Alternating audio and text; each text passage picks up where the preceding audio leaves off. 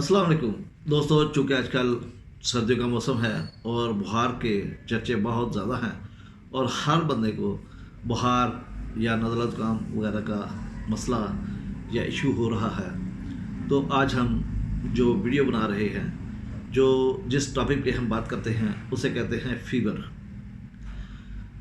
Fever अल्लाह ताला ने इंसानी जिस्म में एक मुदाफ़ती निज़ाम रखा हुआ है। जब कभी भी कोई भी इन्फेक्शन या बीमारी जिस्म पर हमलावर होती है तो ये सिस्टम हरकत में आ जाता है, जिसकी वजह से और इन्फेक्शन और इस सिस्टम की जंग होना शुरू हो जाती है, जिसके बायस जिस्म का नॉर्मल हरारत का जो लेवल होता है वो नॉर्मल से बढ़ जाता है, जिसे हम बुखार कहते हैं। यानी कि नॉर्मल जो उसका टेम्परेचर होता है उससे थोड़ा सा ज़्यादा होना ये बुखार की अलामत कहलाता है, या उसे हम बुखार कहते हैं। इसकी वजूहात क्या हैं? हर तरह के इन्फेक्शन के बायस बुखार हो सकता है और ये होना एक लाजमी अमर है। बाद अंग्रेज़ी अद्वियात के अगर रिएक्शन हो जाए तो फिर भी बुखार हो जाता है। मुतअद्दिद बीमारियों के बायस भी बुखार हो जाता है। टीबी के केस में भी अक्सर बुखार हो जाता है।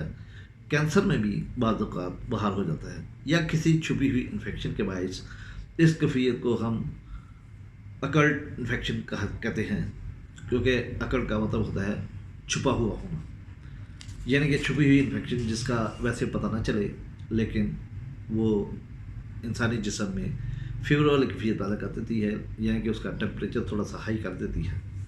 फेफड़ों, गुर्दों, आंतों, मैदा और रहम और दीगर बेशुमार इन्फेक्शन के बायस ये बुखार हो सकता है। बाज़ लोग ये पूछते हैं कि अगर इन्फेक्शन की वजह से ही बुखार होता है तो फिर सर्दी की वजह से बुखार क्यों होता है? दोस्तों, बात यह है कि जब इंसान की क़ुव्वत मुदाफ़त कमज़ोर होती है तो ये जो सर्दी होती है ये इंसानी जिस्म के बैरूनी हिस्सों पर हमला आवर होती है, और जिसकी वजह से ये होता है मुदाफ़ती निज़ाम, इम्यून सिस्टम यह हरकत में आता है और जिसके नतीजे में बुखार होना शुरू हो जाता है। या अगर कोई चीज़ चुभ जाए, चोट लग जाए तो उसके नतीजे में भी बुखार होना लाजमी होता है।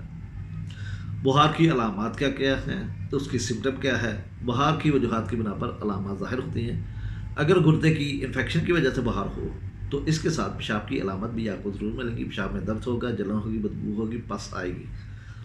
अगर ये मैदा और आंतों की इन्फेक्शन की वजह से हो तो इसके साथ पेट में दर्द, मतली, कैप पकड़ने वगैरह की अलामत पाई जाती है।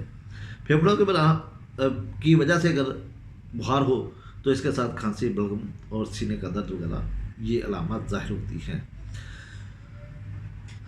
लिहाजा डॉक्टर को बुखार की वजूहात को देखते हुए सारी उसकी अलामत सामने रखकर उसके मुताबिक इलाज करना चाहिए। इसके अलावा और कुछ भी मरीज़ में होम्योपैथी नुक्ता नज़र के मुताबिक हर मरीज़ में दूसरों से कुछ इनफरादियत होती है, इसलिए हमें मरीज़ की तमाम अलामात को इकट्ठा करके देखना चाहिए और जिस दुआ की तस्वीर बनती हो, पिक्चर बनती हो, हमें वो दुआ देकर मरीज़ को ठीक करना चाहिए। इसके इलाज की अगर बात करें, होम्योपैथी में बेशुमार अद्वियात बुखार के लिए हैं, बल्कि मेरे ख्याल में कोई चंद एक अद्वियात के अलावा बाकी सब में बुखार की अलामत पाई जाती है।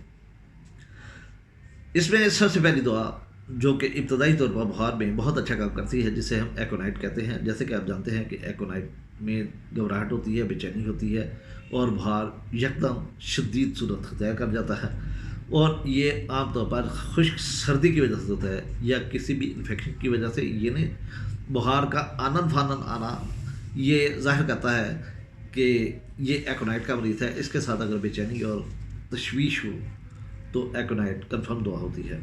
बेलाडोना का मरीज़ के सर गर्म होता है और हाथ पाँव ठंडे होते हैं, बुखार बहुत तेज़ होता है और शदीद सर दर्द होता है। ऐसा लगता है जैसे सर फट जाएगा, और चूँकि मरीज़ के सर की तरफ बुखार का या खून का दबाव ज़्यादा होता है, इसलिए मरीज़ बुखार के दौरान हज़यान बकता है, यानी कि ऐसी बातें करता है जो कि शायद वो नॉर्मल ज़िंदगी में नहीं करता। तो अगर ये दुआ दें तो बुखार बहुत कम हो जाएगा और मरीज़ सेहतयाब हो जाएगा। برائیونیا جیسے کہ آپ جانتے ہیں کہ اس میں عام طور پر سینے میں چبھن دردیں ہوتی ہیں، حرکت کرنے سے اس کی علامات بڑھ جاتی ہیں، تیز بخار ہوتا ہے اور قبض ہوتی ہے، مریض کو پیاس ہوتی ہے اور پانی زیادہ وقفے بعد لیکن زیادہ مقدار میں پیتا ہے، اور اس کا مریض سست ہوتا ہے، یہ چڑچڑا ہوتا ہے، اکیلا تنہائی میں پڑا رہنا اسے زیادہ پسند ہوتا ہے۔ جلسیمیم اس دعا کا مریض بھی خاموش ہو کر الگ لیٹا رہنا چاہتا ہے، اس میں سستی اور غنودگی پائی جاتی ہے، پیاس اسے بالکل نہیں ہوتی۔ عموماً بچے اس دعا کے مریض ہوا کرتے ہیں۔ سلفر اگر کسی بھی دعا سے بخار نہ اترتا ہو، مریض کی جلد خشک ہو، تو پھر ہم سلفر کا استعمال کر کے، اگر آپ اس کی ساتھ ساتھ زبان کی علامت دیکھیں کہ زبان اس کی سرخ ہوگی، ہونٹ سرخ ہوں گے، آنکھوں کے کنارے سرخ ہوں گے، تو پھر سلفر ایک یقینی دوا بنتی ہے۔ آپ اس کے ایک خوراک دے کر اس بخار سے چھٹکارا دلا سکتے ہیں۔ روسٹاکس اور برائیونیا کا آپس میں چولی دان کا ساتھ ہے۔ بعض دفعہ مریض حرکت کرنے سے سکون محسوس کرتا ہے تو اس کی دعا روسٹاکس ہوتی ہے، اور بعض دفعہ مریض حرکت کرنے سے تکلیف اٹھاتا ہے تو اس کی دعا برائیونیا ہوتی ہے۔ روسٹاکس کے مریض کو بے چینی بہت زیادہ ہوتی ہے، وہ کروٹ پہ کروٹ چینج کرتا رہتا ہے اور اسے کسی پل بھی چین نہیں آتا۔ دراصل یہ بے قراری روسٹاکس کو نمایاں کرتی ہے۔ مرکسال، جیسے کہ ہم نے سلفر پہ بتایا کہ سلفر کی جلد خشک ہوتی ہے، اور آپ نے دیکھا کہ اگر بخار میں پسینہ آ جائے تو بخار کم ہو جاتا ہے۔ جیسے کہ ہم اگر ایلوپیتھی دوائی کوئی دیں تو اس سے پسینہ آتا ہے، پسینہ آنے کے بعد جسم کا ٹیمپریچر کافی حد تک کم ہو جاتا ہے، لیکن مرد سال میں پسینہ آنے کے باوجود بخار کم نہیں ہوتا، بخار کی شدت میں کمی نہیں آتی۔ لیکن اس دعا کی بہت بڑی عجیب علامت ہے کہ مریض کی جلد کو اگر آپ ہاتھ لگائیں گے تو اس میں نمی ہوگی، لیکن بخار جو کا توں ہوگا۔ اگر یہی علامت دیکھ لی جائے تو مرد سال کی کافی پکچر سامنے آ جاتی ہے، لیکن اگر آپ زبان دیکھیں گے، منہ کی علامت دیکھیں گے تو اس سے رال آتی ہے، منہ سے خون آتا ہے، منہ سے بدبو آتی ہے، ٹھیک ہے، زبان پہ دانتوں کے نشان بن جاتے ہیں، تو آپ مرد سال دے کر اس کا کامیابی سے علاج کر سکتے ہیں۔ پلساڈیلا کا مریض میں خشک ہوتا ہے، زبان خشک ہوتی ہے، منہ خشک ہوتا ہے، لیکن اسے پیاس نہیں ہوتی، اور یہ عام طور پر اس کا بخار رات کے وقت زیادہ ہوتا ہے، تو آپ پلساڈیلا کا استعمال کر سکتے ہیں۔ ٹرائیوسٹیم، یہ ایک ڈاکٹر بشمبر داس صاحب ہیں، وہ کہتے ہیں کہ ہر قسم کے بخاروں میں آپ ٹرائیوسٹیم اگر استعمال کروائیں گے تو ہر قسم کا بخار دور ہو جائے گا۔ اسٹریپٹوکوکس، یہ دعا بہت جلد تیز بخاروں کو، یہ کہ ہائی گریڈ فیور کو یہ کم کر دیتی ہے، اور اسٹیفلوکوکسینم اگر بخار کسی انفیکشن کا نتیجہ ہو تو یہ دعا استعمال کرنے سے نتیجہ زبردست ہوتا ہے اور بخار کم ہو جاتا ہے۔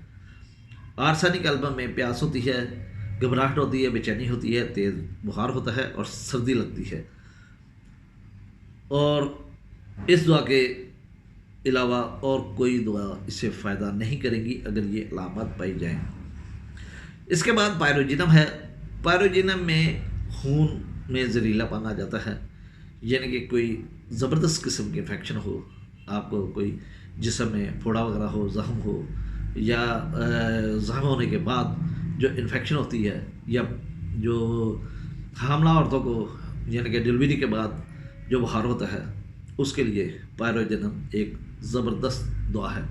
آج کل سردی کا موسم ہے، سردی کے موسم میں جیسے ہی مریض سردی میں جاتا ہے اور رات کو اگر بخار ہو جائے تو ہم ایکونائٹ کا استعمال کر سکتے ہیں، اگر دوسرے دن بخار ہو تو ہم ہیپر سلفر کا استعمال کر سکتے ہیں، اگر تیسرے دن بخار ہو تو پھر ہم کاربویج کا استعمال کر کے مریض کو شفا یابی کی طرف